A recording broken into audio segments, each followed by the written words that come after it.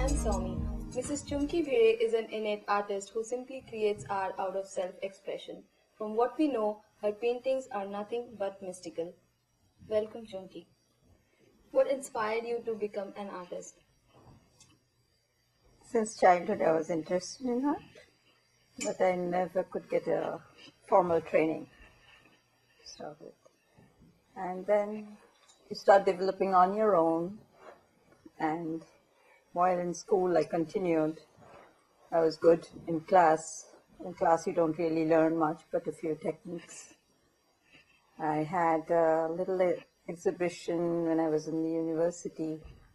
A lot of people told me, "Oh, you're good, you should go for it," which I did not. I just developed it as a hobby, basically.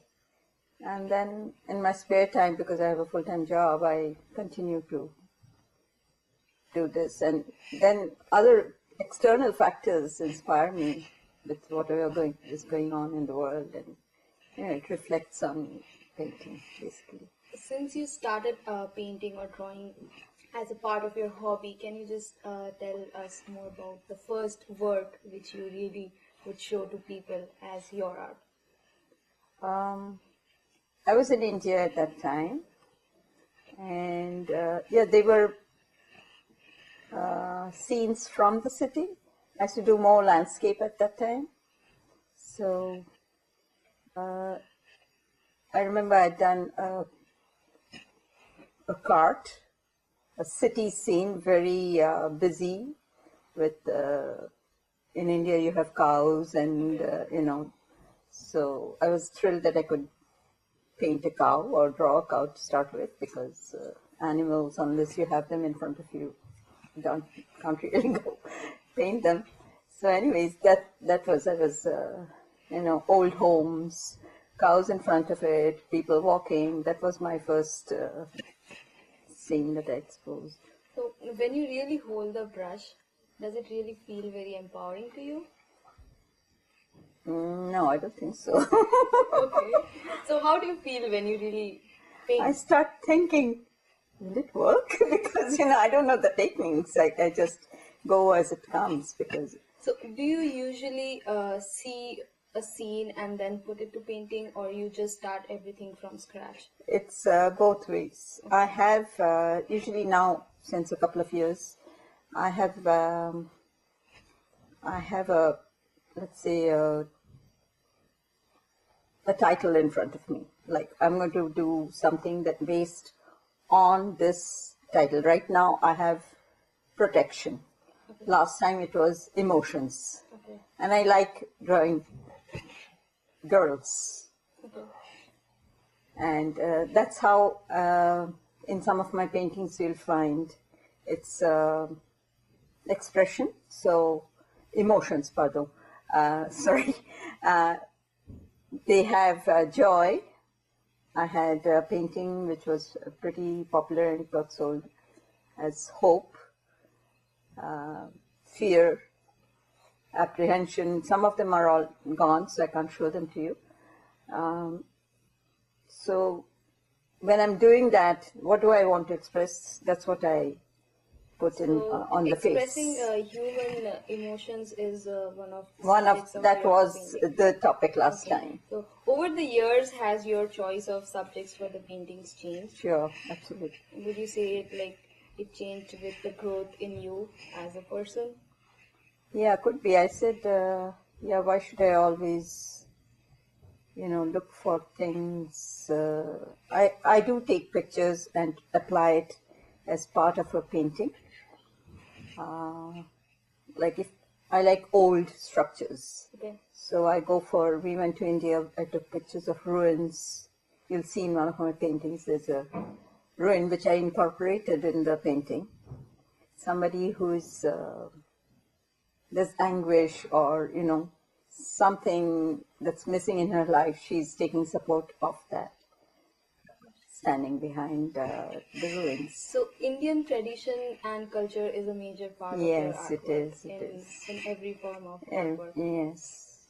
I see you like to experiment with a lot of unconventional styles and basically mix them together, craft and art. And yes. Maybe the paintings moving from one idea to another. When you see the painting, you feel like, okay, this is one situation, and then it slowly merges into another. Right. How do you get that ideology from to mix things together? I sew a lot. Okay. So I have fabrics here and there. I have leftovers of borders, things like that. Okay. It doesn't come to me all of a sudden. Like you've seen in one of my paintings, I did it on tile because in India, things are done on the wall. The paintings are done on the wall in villages. That has inspired me a lot. And these are very traditional tribal art also. So using the same medium, I did that. And then I said, okay, this art belongs to the specific state. Why not I add something which will bring another state? And so I took some fabric from there and I added it to the same painting. So it all got mixed in one. Finally, it was fine. And since you do not have any vocational training, but your art is truly professional, so I can't believe it. It is, believe me. How long did it really take for you to, let's say, from your hobby days to come up till this professional stage? I still don't consider myself So you still professional. consider Oh no, yourself as a student? yeah, absolutely. Okay. Is there any form of technique or art which you want to learn now? Like which you want to There are so many different techniques. I mean, I don't even know. I go to the art store and I start wondering I wonder what this is used for, And I asked one of the sales girls there, I said, could you tell me what this is used for? She said, just go for it. I mean, don't be afraid. But I did use it in my way, but I don't even know whether that was the right way. So I'd like to know what things that are available today which can be used and, you produce a different type of art, and I'd like to learn that. When you really see some of your paintings, after you have made that painting, do you really feel that this expresses some emotion of me which I would not have spoken otherwise to somebody when the artwork is done? No.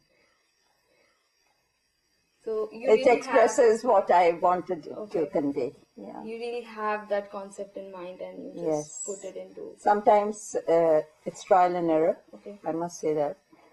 I was heading for something else, but it gave me another result, and which worked. So it's somebody else who tells me that. And that is one of the paintings. I was looking for the picture, but I couldn't find it. That was one of them. I didn't know. I knew that I wanted her to look sad, and I achieved that, but I didn't know to what degree. When others came and told me, oh, her eyes speak volumes, I said, okay, let me look at it in a different angle, and not just one person. So those who view your paintings, their opinion really influences your art? Oh, yeah. Okay. I feel good about it then. Okay. How much long does it really take to come up with a canvas or a mixed form of craft and art both? It depends. Given that you are working job and... Yeah, and then I get time only in the evening, night I should say, after dinner. But if you had to count the number of hours every day, oh no, it's going to be, it'll take a little every day. So, it's make changes, and you like it, you don't like it. Might add up to 8 hours or something like that. Okay. Yeah. Okay. And because, you're not sure of yourself, at least I feel that I'm not sure of myself. So I take more time. Is there a specific subject which you want to work in the future, which you have in mind, and which you couldn't do it in the past? Based on painting? Yes. No, right now I'm going to start on the topic protection. Okay. So I have in mind certain like I started sketching something, and I have you just pick up things from when you're going for a walk. I do that. So the bark of the tree, I picked that up, I pressed it, and I said, okay, I'm going to use this. So that's going to be another medium craft attached to it. So that's going to work as a shield, which is a protection again, and just somebody peeping from behind it. Okay. So there's something else that I have done which is upstairs. It has a little girl who is looking from behind, say a curtain, a torn curtain. Okay. She's smiling, so that was expression of joy. It was part of my previous one.